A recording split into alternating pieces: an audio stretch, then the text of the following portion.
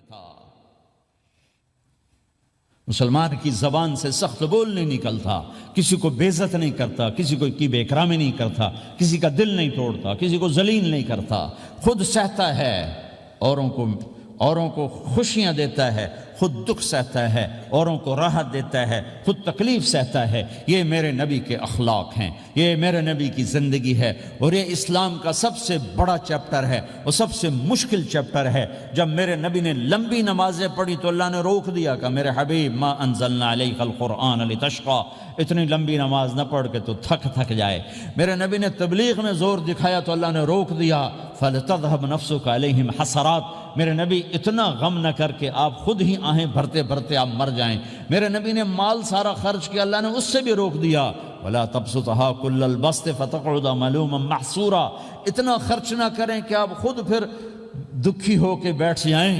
خرچ کرنا بہت بڑا عمل، تبلیغ سب سے سارے عملوں کا سردار عمل، تبلیغ سے بڑا کوئی کام ہوتا تو اللہ نبیوں کو دیتا، اگر تبلیغ سے بڑھ کر کوئی کام ہوتا تو اللہ نبیوں کو دیتا، گشت سے بڑھ کر کوئی محنت ہوتی تو اللہ نبیوں کو دیتا۔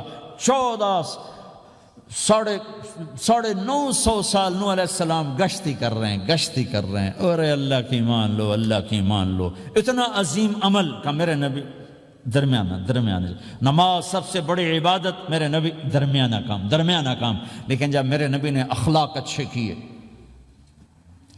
دشمن کو معاف کرنا۔ لیکن ایک آدمی آپ سوئے ہوئے تھے، آپ کی تلوار لٹکی تھی، ایک آدمی آیا، اس نے آپ کی تلوار اتاری اور یوں ہماری پسلی میں، آپ اٹھ کے بیٹھ گئے۔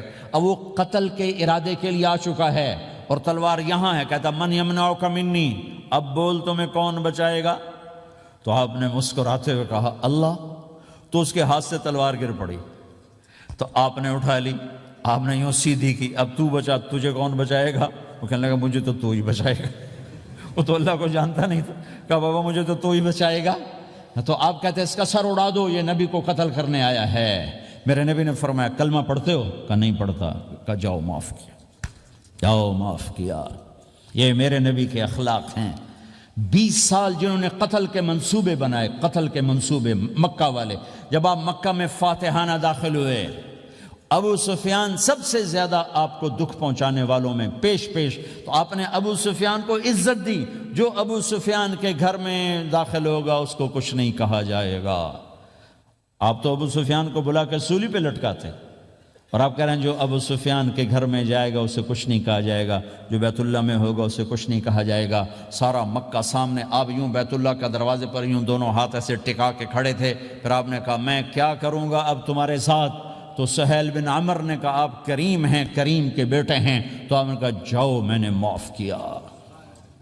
یہ اخلاق آج مٹ چکے ہیں، مردوں سے، عورتوں سے، علم والوں سے، خانقاہ والوں سے، تبلیغ والوں سے، سب زیرو ہوئے پڑے ہیں۔ جب تک یہ اخلاق زندہ نہیں ہوتے اسلامی زندگی قائم نہیں ہو سکتی، اسلامی معاشرت قائم نہیں ہو سکتی، اور دین 2 چیزوں سے آگے پھیلتا ہے۔